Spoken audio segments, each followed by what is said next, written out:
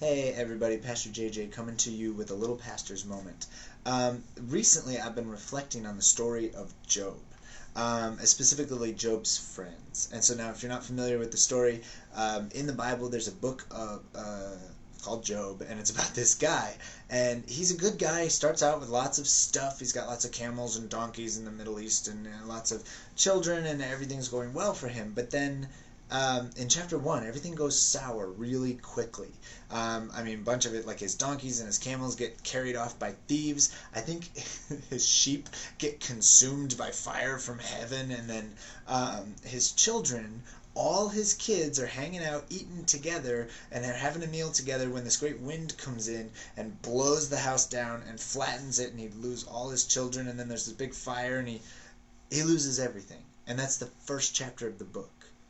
And then in the second chapter, he gets diseases and boils, is covered in sores, and it's just terrible. And so there's a moment in the second chapter where Job is sitting on the ashes of his life, scraping himself with broken pieces of pottery, and he tears his robe, and he's covered in ash, and he's just miserable.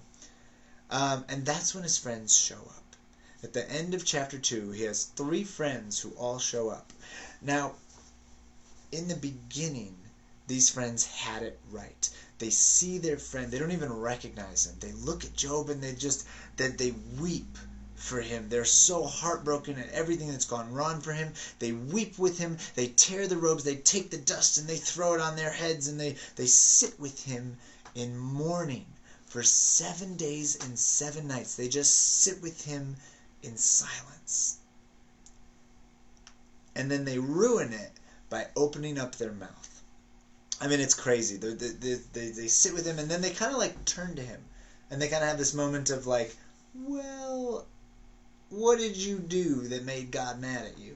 Maybe this is your fault. Did you do something bad? Maybe this is your, and they spend chapters in the book trying to kind of grilling him, trying to turn it into like a lesson, trying to teach him a lesson. Well, really, this is your fault, and blah, blah, blah.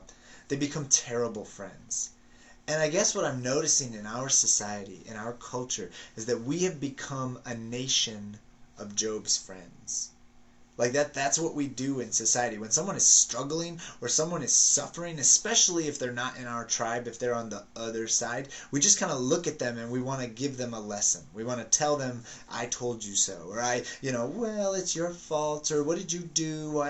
This is your fault. We can't just sit with someone. And so I guess my challenge for you coming out of this little story, I've been thinking about this for like a week now. My challenge to you is to give someone the gift of silent presence.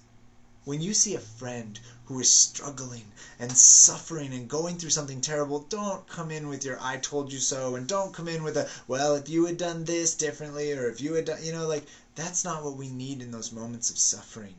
In those moments of suffering, we need friends who will love us and care for us, then show us that they will be there on the rainy days and the sunny days, on the valleys and on the mountaintops. A friend who will be there as steadfast presence.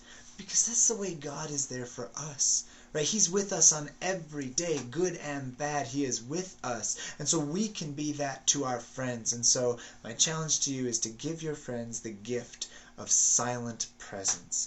Be like Job's friends before they opened up their mouth. You guys have a great day.